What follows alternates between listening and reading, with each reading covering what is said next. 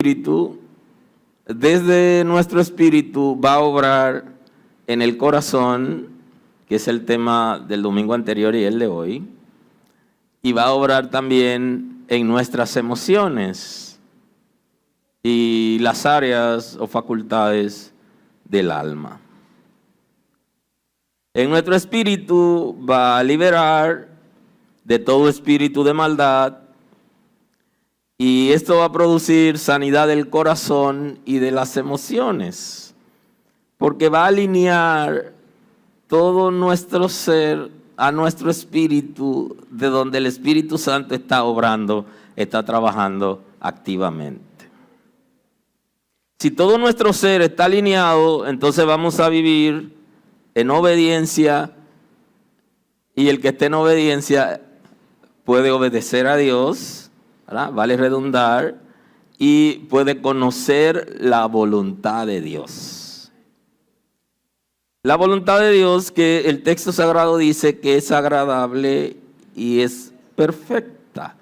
O sea que la voluntad de Dios, aun cuando en un principio puede ser doloroso someternos, el texto dice que es agradable a lo que Dios ha establecido. Será agradable para nosotros, aunque ningún proceso disciplinario en el principio causa gozo, pero da frutos en el tiempo.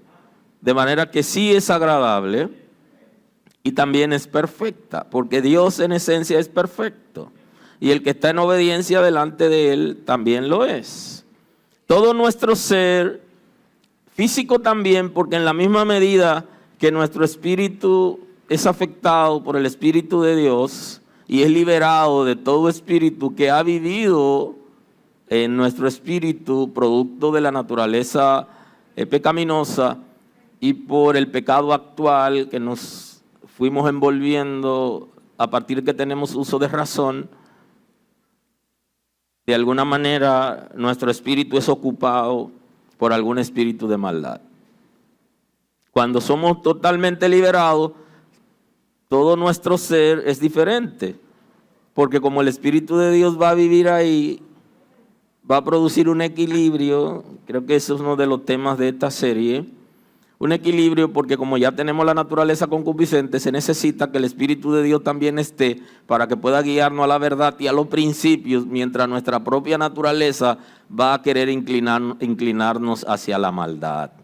Ahora, en términos de la conducta, nuestra conducta debe cambiar, debe ser alterada, producto de la obra del Espíritu Santo en nuestro espíritu. La sanidad del corazón y de las emociones va a traer un cambio en la conducta y va a traer un cambio en el lenguaje, en el nivel de lengua. De ahí que las Sagradas Escrituras nos hablan de hablar palabras sazonadas con sal, a fin de dar gracias a los oyentes, porque presupone que como hemos sido transformados por el Espíritu de Dios, nuestro ser ha sido afectado y lo que nosotros hablamos es de bendición. Por eso la gente que tiene el Espíritu Santo da palabra de afirmación, no palabra de destrucción, porque todo nuestro ser es afectado. Es afectado el espíritu, el corazón, las emociones y el comportamiento de nosotros, por ende, también es alterado, y nuestro ser comienza a responder a nuevos estándares de vida por medio de la obediencia. Ahora, la iglesia, los creyentes y los predicadores hemos preferido o hemos tenido una inclinación natural a la obra del Espíritu Santo, que tiene que ver con el fuego, con el poder, con todo lo que es movimiento. Hemos preferido hablar más de eso, de autoridad, de poder. Nos hemos identificado considerablemente. Y creo que nos parecemos un poco a Elías, que en un momento no entendió o no llegó, en ese momento no conocía del todo a Dios, sino que creía que Dios obraba solo de una manera. Hemos preferido la palabra profética Hemos preferido el fuego, las lenguas, hemos preferido los milagros por encima del amor. Sin embargo, el Espíritu de Dios hace todo eso, pero también obra en nosotros en el amor. Comparto el texto con ustedes donde Elías tiene un comportamiento parecido al que tenemos nosotros los creyentes de la gracia, con relación a lo que Dios es y puede hacer.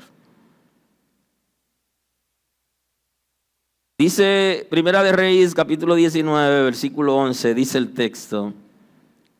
Él le dijo, sal fuera y ponte en el monte delante de Jehová. Y he aquí Jehová que pasaba, y un grande poderoso viento que rompía los montes y quebraba las peñas delante de Jehová, pero Jehová no estaba en el viento. Tras el viento un terremoto, pero Jehová no estaba en el terremoto. Tras el terremoto un fuego, pero Jehová no estaba en el fuego. Y tras el fuego un silbo apacible y delicado. Y cuando lo oyó Elías, cubrió su rostro con su manto y salió y se puso a la puerta de la cueva. Y he aquí vino a él una voz diciendo, ¿qué haces aquí, Elías? Él respondió, he sentido un vivo celo por Jehová, Dios de los ejércitos, porque los hijos de Israel han dejado tu pacto y han derribado tus altares y han matado a espada a tus profetas. Y solo yo he quedado y me buscan para quitarme la vida. Es muy interesante porque Dios obra de la manera que Elías estaba viendo al principio. ¿De qué manera? Usted lo puede buscar en la Escritura. Cuando Pablo y Silas fueron encarcelados en Filipo, allí, mientras estaban en el calabozo de más adentro, y creo que un día debemos sentarnos a analizar la Biblia por dentro para que usted pueda ver muchas cosas y conceptos y qué pasaba. Imagínense lo que puede pasar en el calabozo de más adentro y con los pies en cepo y apretados allí, amarrados, sin poderse mover, como si fueran personas peligrosas. Y allí hubo un terremoto. ¿Y quién produjo el terremoto? El Espíritu Santo. Y se produjo un milagro. Y el carcelero, sabiendo que lo iban a pasar por juicio, por consejo de guerra, y que iba a morir si se iban los presos, los prisioneros, entonces él intentó quitarse la vida. Y Pablo le dice, no te haga nada, que aquí estamos todos. Porque el terremoto lo único que hizo fue liberarlo del cepo y estremecer todo allí. Y eso trajo salvación. O sea que sí, obra en terremoto. Elías sabía que obraba en el fuego porque cuando fueron donde él a buscarlo, el rey lo mandó a buscar y le dijeron, varón de Dios. Y él dijo, si soy varón de Dios, fuego sobre ustedes y que se consuman. O sea que él sabía y el fuego lo consumió. Y le fue declarando esa palabra al ejército cuantas veces venían hasta que apareció uno y se arrodilló y le dijo, varón de Dios, no soy yo, es la autoridad que te manda a buscar y yo estoy cumpliendo. Se bajó y entonces Elías no le declara fuego que se muere, para que muera. De manera que sí obra con fuego, sí hace milagros, sí viene con torbellino, sí viene de toda la manera, pero también viene en el silbo apacible. Porque Dios no obra de una manera, ni el ser humano puede crear un sistema para que Dios obre. Y por eso hay mucha diferencia en la interpretación del Espíritu Santo entre los creyentes y las congregaciones. Porque también hay personas que son creyentes y no han entendido que también en el silbo apacible el Espíritu de Dios obra. Y lo que quiero es traer el texto para que nosotros observemos que Dios obra de toda la manera conforme al diseño establecido en la Escritura y en el Nuevo Pacto, pero también obra por medio del amor. Y que no podemos pensar que Dios está solo con aquellos que están encendidos en fuego, sino también con aquellos que dejan que el amor de Dios inunde sus vidas. Porque se puede estar encendido en fuego y al mismo tiempo estar lleno de amor. Eso es lo que establece la Escritura. Por eso nuestras predicaciones son más de poder y de fuego y de autoridad. Y hemos tenido una cosmovisión que choca con la Escritura, dando un trato preferencial a personas que están llenas del fuego, pero maltratan a su esposa y a sus hijos. Están llenas del fuego, pero están sublevadas a los esposos y no atienden su casa, porque le hace falta el amor.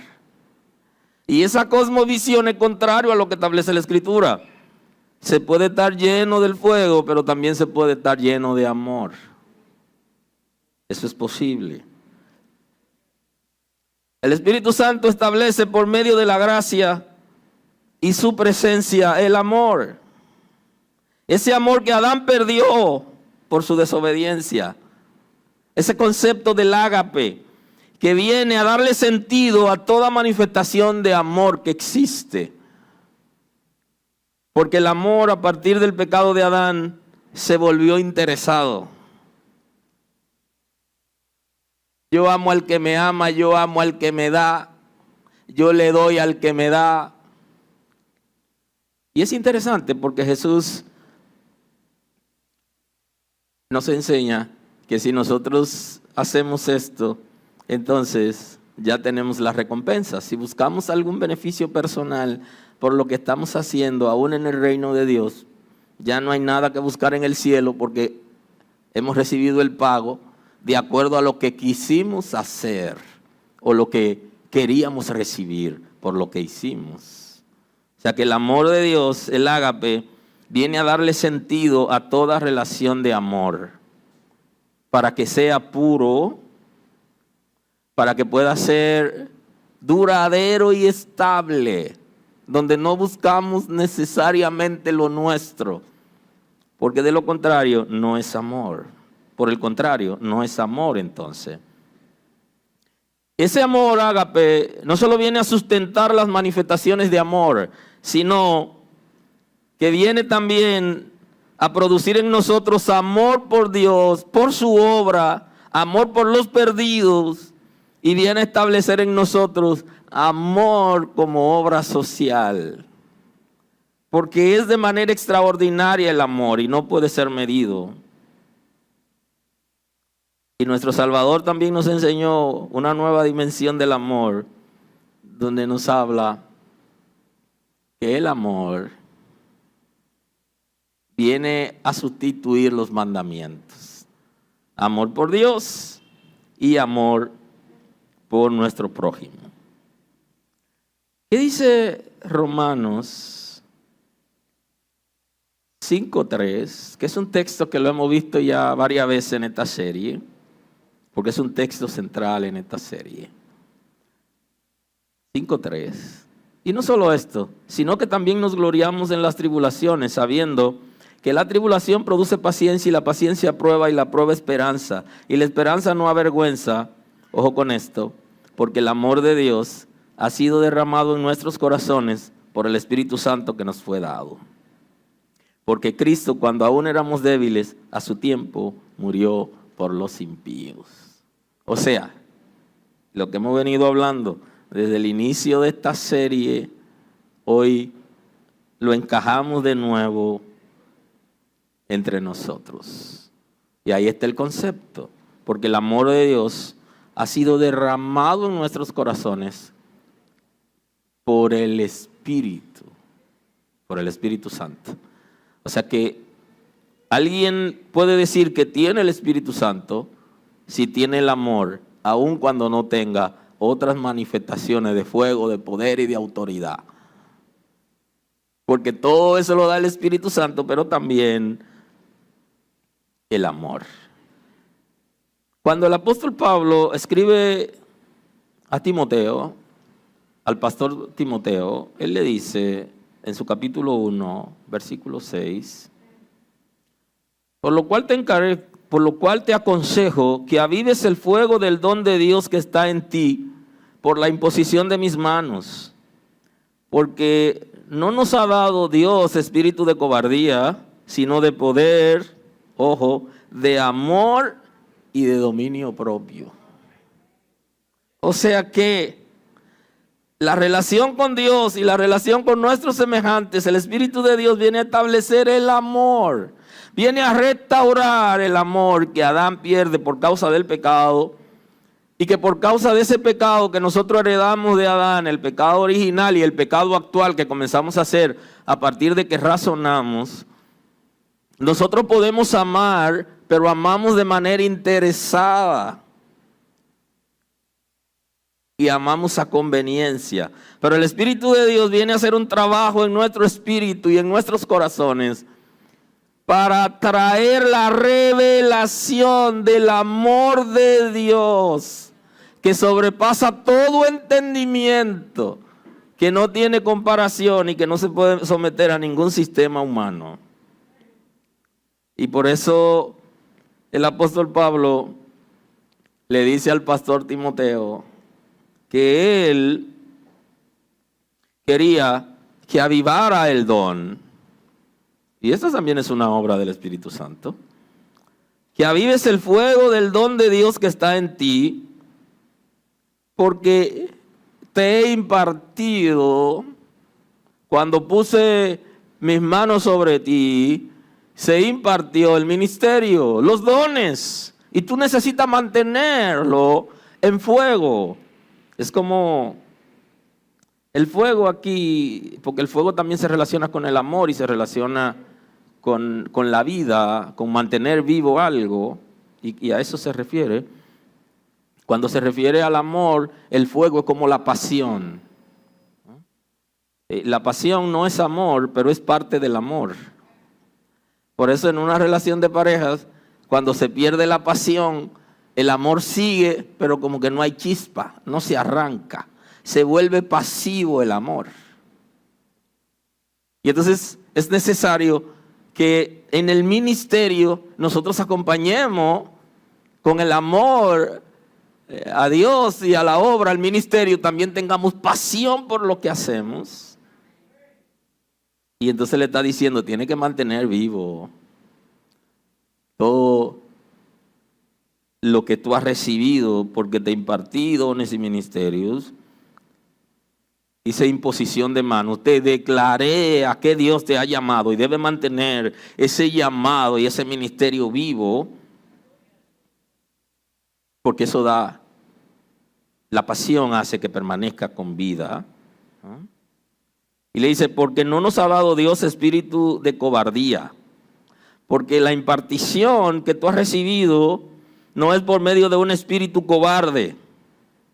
No es cobardía lo que tú has recibido. Dios no te ha dado un espíritu cobarde, sino que lo que Dios te ha dado a ti como ser humano y lo que va a obrar en tu espíritu es de poder, de amor y de dominio propio. Y esto es interesante porque Pablo está hablando con Timoteo como algo ya que está dentro de él y que opera en él y que opera de manera natural. Y esto es importante. Hay un momento donde la impartición del Espíritu de Dios en nosotros va a operar de manera natural. De manera natural dentro de lo espiritual, me refiero. Porque lo espiritual no es natural, porque lo natural es lo terrenal. Pero hablamos de lo natural en lo espiritual cuando las cosas funcionan automática dentro de nosotros por la misma operación. Entonces, Dios cuando nos llama al ministerio no nos ha hecho seres cobardes. No nos ha llamado para que tengamos miedo. No, sino que nos ha dado poder, nos ha dado capacidad para autocontrolarnos, para hacer lo correcto y para parar una situación en un momento que no está bien. Tenemos esa capacidad intrínseca, pero también nos ha impartido amor. Aquí el amor funciona ya de manera natural porque, de acuerdo a lo que escribe a los romanos, ya ha sido impartido en nuestros corazones por el Espíritu que nos fue dado. Ya yo no le voy a decir que tengo el Espíritu Santo, ni voy a decirle, como es una expresión común en el lenguaje cristiano, de estar lleno del Espíritu Santo, que es una expresión común, sino que por medio del amor, por medio de la aceptación, por medio de la dedicación, porque el que ama acepta y se dedica, podemos decir que tenemos el Espíritu Santo. Por eso que Juan está citando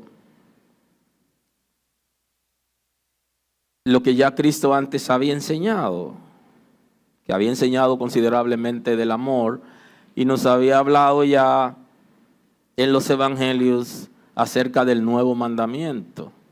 Y que Juan dice que no da otro mandamiento, sino que ya es el mandamiento desde el principio, es el mandamiento que ya Cristo nos había enseñado. Y una de las interesantes enseñanzas que quisiera compartir ahí, dada por Jesús, está en San Marcos capítulo 12, el versículo 29. Jesús le respondió: el primer mandamiento de todos es: oye Israel, el Señor nuestro Dios, el Señor uno es, y amarás al Señor tu Dios con todo tu corazón y con toda tu alma, y con toda tu mente y con todas tus fuerzas. Este es el principal mandamiento. Y el segundo es semejante: amarás a tu prójimo como a ti mismo. No hay otro mandamiento mayor que estos. Jesús aquí está resumiendo los mandamientos de la ley de Moisés al pueblo de Israel, se lo está resumiendo en el amor. En el primero le dice, es amar a Dios. Y en el segundo es proyectar el amor que está en ti en los demás. Y este punto es interesante porque la razón por la que mucha gente no puede amarme es porque no se ama a sí mismo. Es posible. Y mucha gente no puede amarlo a usted porque tampoco ama a Dios. Y entonces Jesús se la puso difícil, muy difícil, a los judíos. Decirle a los judíos que los mandamientos están basados en el amor. Es muy interesante porque Jesús lo que le estaba diciendo era, miren, si ustedes aman a Dios, nunca pecarán contra Dios. Y entonces dice, la segunda parte de los mandamientos tiene que ver con el prójimo. Si llegan a amar al prójimo, nunca pecarán contra su prójimo. Porque el pecado es contra Dios o contra sus semejantes. Porque la palabra de Dios no solo nos enseña a amarlo a Él, sino también a amarnos a nosotros y a nuestros semejantes. No hay en los mandamientos de la ley algún pecado que esté ligado al amor, sino al desamor. Porque si logramos amar a Dios con todo nuestro ser, nunca adoraríamos ídolos, nunca nos haríamos independientes de Él, nunca nos volveríamos soberbios, porque amamos a Dios. Y cuando amamos a alguien somos delicados con eso. Y me llamó la atención considerablemente el silbo apacible, porque la expresión en la traducción habla de la delicadeza, un silbo apacible, delicado. Si llegamos a amar a Dios, nunca nos independizaríamos de Él. Por eso dice, amarás al Señor tu Dios con todo tu corazón, con toda tu alma, con toda tu mente y con todas tus fuerzas, con todo lo que eres, con tu ser espiritual y con tu ser físico, con todo lo que somos, amar a Dios, nunca lo desobedeceríamos, porque el amor es la base de una relación. Nunca dañaríamos la relación con Dios, nunca rechazaríamos a Dios. Igualmente, nunca dañaríamos al prójimo. Y ya eso sería otra serie, hablarle del resumen de los mandamientos, de los 10 mandamientos, de la ley de Moisés. Y cómo se demuestra en la Escritura que es desamor. Dañar a mi prójimo conforme al diseño de la palabra de Dios.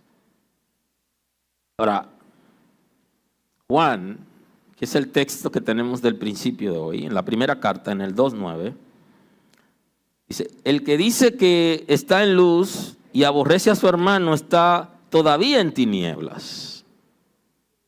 Entonces dice, si alguien está planteando que vive en luz, ustedes se darán cuenta si está en luz porque ama a su hermano. ¿Cuál es el concepto?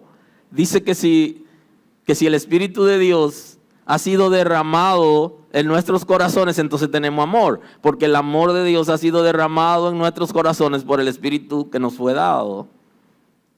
O sea que el Espíritu Santo en nosotros va a hacer que tengamos amor. ¿Y qué es lo que va a sacarnos de las tinieblas? Hay algo que nos saca de las tinieblas, el Espíritu de Dios. Porque nos va a convencer de nuestra miseria y nos va a dar la alternativa para salir de nuestra condición pecaminosa. Y las tinieblas representan el pecado, representan el infierno, representan la maldad, representan a Satanás. Y entonces el que está en una congregación tiene chance, tiene oportunidad para vivir en luz. Porque ¿qué sentido tiene estar en una congregación y permanecer en tinieblas? Eso es contraproducente. Las tinieblas que habla aquí es de la condición de vida del ser humano. Todavía está en tinieblas. O sea, está diciendo, es mentiroso si dice que está en luz y permanece en tiniebla. Ahora, se dice que está en luz, pero ¿qué es lo que está narrando lo contrario? ¿Por qué dice que no está en luz? Si él dice que está en luz, ¿cómo es que su comportamiento dice que no lo está? Porque aborrece a su hermano.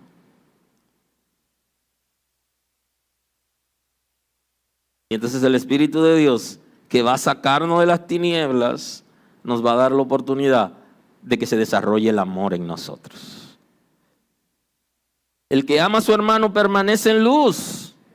Y la luz aquí representa el reino de Dios, representa a Cristo.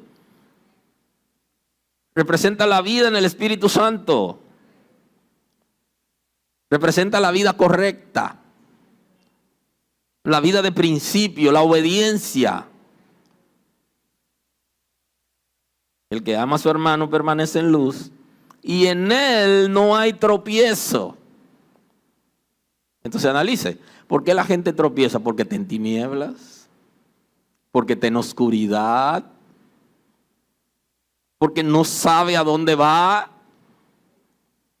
¿Qué es lo que establece el texto sagrado? Que los ciegos espirituales que guían a otras personas que también son ciegos espirituales, ambos caerán en el hoyo. Está diciendo, ambos tropezarán.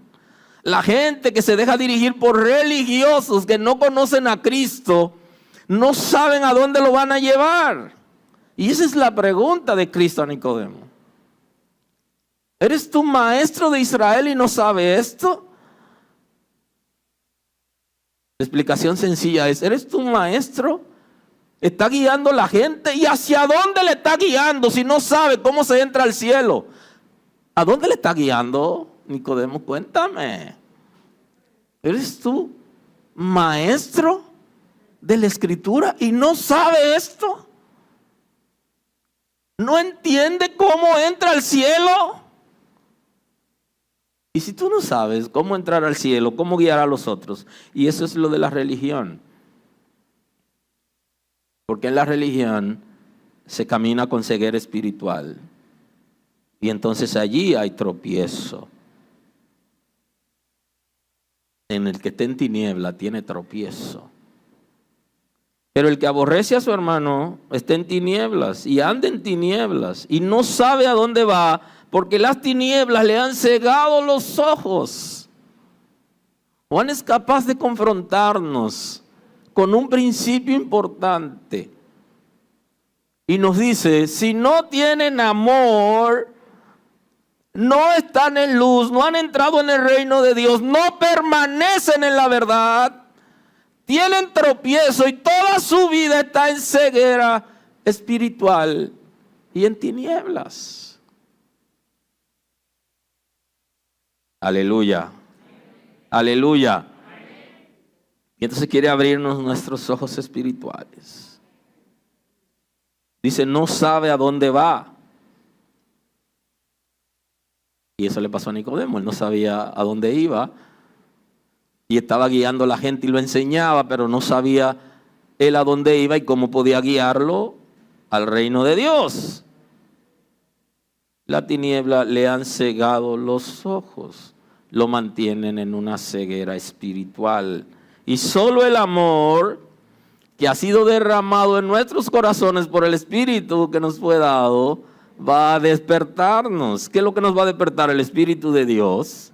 Y cuando no despierta, entonces imparte amor en nuestros corazones. Para que todo esté alineado al amor.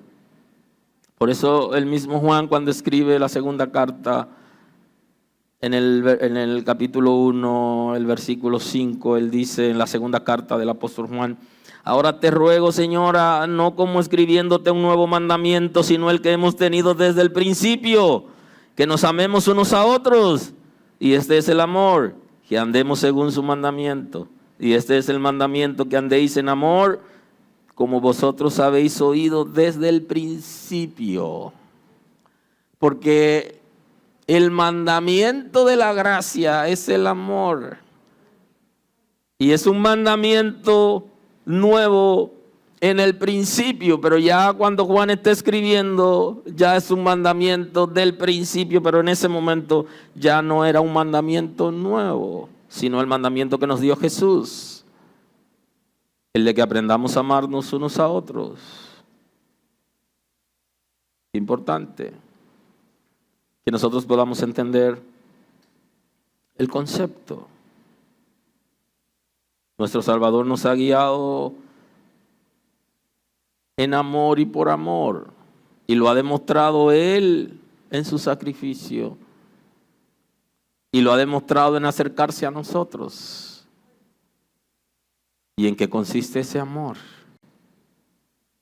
Hay 3 puntos que yo le dije en el principio que tenemos que observar de lo que hace el Espíritu de Dios al impartir amor en nosotros. Y hablamos del amor, un punto importante que hemos de cuidado, y es el amor como obra social. ¿En qué consiste el amor como obra social? Hay una manifestación de amor en la que de lo que yo tengo, yo puedo compartirlo con el que tiene necesidad. Y yo creo que aquí la iglesia, los creyentes, hemos sido un poco flojos. Y si nos comparáramos quizá con algunos religiosos, posiblemente nos superen. Bueno, ¿por qué? Porque algunos religiosos creen que por medio de la ayuda que le dan a la gente serán salvos. Pero nosotros sabemos que para ser salvos no necesitamos hacer nada más que creer en Cristo y ser fiel, pero no hemos entendido que el amor como tal tiene un área y está ligada al servicio. A lo que yo, pues si yo tengo el amor de Dios, yo puedo darle a alguien de lo que yo tengo. Y no necesariamente de lo que tengo en abundancia. Porque la gente cree que tiene que tener de más para dar lo que sobra. Y eso no es lo que establece la Escritura. El amor hace sacrificio. De lo que tengo y de lo que necesito, lo comparto. Y no quiere decir necesariamente que tengo en abundancia, pero la gente en el pueblo ha regado una expresión que dice que el que da lo que tiene, a pedir se queda. Pero el principio de la palabra de Dios, eso no es lo que establece. Lo que establece es que todo lo que tenemos le pertenece a Dios. Y que nosotros somos administradores de aquello que tenemos porque eso es de Dios. Entonces no es verdad que Dios nos va a desamparar, porque Él también ha dicho que el que le da a un pobre, a Él le presta. Los incrédulos son los que tienen esa frase. El amor implica compartir con la gente en todas las áreas, no solamente compartir afecto, sino compartir aquello que tenemos. No de lo que tenemos de más o de sobra, sino de lo que tenemos que nos cuesta.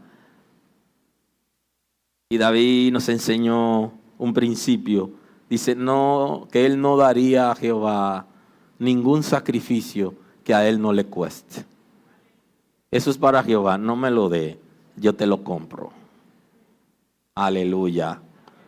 De manera que si usted ve el contexto de que si puede servir a una gente que tiene necesidad, está sirviendo a Dios. Entonces usted no va a ver como que tiene que tener abundancia. Y en la obra social no solo se comparte alimentos, riquezas y cosas materiales, sino que también se puede compartir conocimiento, asesoría, protección. Son muchas cosas. Porque es parte del servicio que le damos a la gente como una demostración del amor de Dios. El que tiene el amor de Dios también ama la obra de Dios. Amar la obra de Dios significa involucrarse en las cosas de Dios. Y esto es lo que le dice el apóstol Pablo al pastor Timoteo, que mantenga vivo el don que él había recibido, que él sabía de qué se trataba porque se le impartió y se le impuso las manos y se le dijo qué era. Y él sabía y tenía que mantenerlo vivo el ministerio. Cuando el amor de Dios ha llegado a nuestros corazones, amamos la obra de Dios. Queremos servir a Dios y a su obra. Queremos involucrarnos en las cosas de Dios. Y ahí entra el amor por los perdidos. La gente que está cerca de nosotros, que no conoce a Dios, que está perdido sin esperanza y que se junta con nosotros y nada pasa. Y creo que esto se lo he dicho antes, que muchos de nosotros somos la última parada de la gente que va al infierno. O sea, se juntó con usted y usted fue su última parada. No va a verlo nunca más. No va a hablar con nadie más. Y usted es un hijo de Dios y usted no fue capaz de cambiar el rumbo de esa persona que se juntó con usted. Posiblemente el que se sienta con usted en el banco o el que esté en la fila en el banco o el que se montó con usted en el metro, en el tren, ese es usted es su última parada y usted no le dice nada de Dios. Usted no le dice cómo cambiar el rumbo. Posiblemente alguien se va a suicidar y se juntó con usted y usted está tan rápido que usted ni sabe que hay alguien cerca de usted que necesita a Dios y que su rumbo debe cambiar. ¿Alguien está aquí hoy? El amor implica amar la obra de Dios, amar a los perdidos, sentir lo que Cristo sintió por los perdidos. Por eso le dice a sus discípulos, ellos andan como ovejas que no tienen pastor. Mientras en una congregación posiblemente la gente está empujándose y queriendo hacer algo que los otros están haciendo, Cristo dice, la multitud está dispersa como oveja que no tiene pastor. Cristo está diciendo, se necesitan pastores para que la gente cambie de rumbo. Se necesita gente lleno del Espíritu Santo, capaces de operar mediante el ministerio para alcanzar a los perdidos. Hay necesidad y así lo ve el Señor. El amor va a hacer que nuestro rumbo cambie, que nuestra experiencia sea mayor, que nuestra vida sea diferente. El amor inundará nuestro ser. Inclusive el amor es transformador. Y una de las cosas que necesitamos para ser sanados es el amor. Y Dios nos ha dado capacidad para amar y dejarnos amar. Así que ame con libertad, déjese amar y su vida será diferente. Porque Adán en su fracaso perdió el amor de Dios. Porque él se fue al pecado, dejó de amar a Dios. Y Cristo, que restaura todas las cosas, y su Espíritu Santo han venido a restaurar el amor. Y cerrando ya hoy, por causa del tiempo, el Espíritu Santo no solo trae fuego, lengua, poder y autoridad, sino que también trae amor. Y entre todas esas cosas que nos llaman la atención, posiblemente el amor sea silencioso. Sea como el silbo apacible. Y en la iglesia necesitamos gente que tengan fuego, pero también necesitamos gente que amen la obra de Dios, que amen a la gente, que sean tolerantes con la gente, que lo disciplinen, porque el amor es disciplinario. Donde no hay disciplina no hay amor. El amor educa. Donde no hay formación y crecimiento no hay amor. Es sumamente importante. Así que quisiera que de la misma manera que queremos que ocurran milagros en la casa y que ocurran cosas extraordinarias en esa misma dimensión, todos le demos libertad al amor de Dios en nosotros, en nuestras vidas, para nuestra familia, para la gente que no conoce a Dios. Porque si eso ocurriere, el año próximo, cada uno de nosotros habrá evangelizado al menos una persona en un año. ¡Wow! Porque la falta de amor nos paraliza y no nos deja ver la necesidad de la gente. Pero si somos capaces de amar, alcanzaríamos a los perdidos y al menos a una persona lo empujaríamos cada año, uno solo por año. Dios lo bendiga.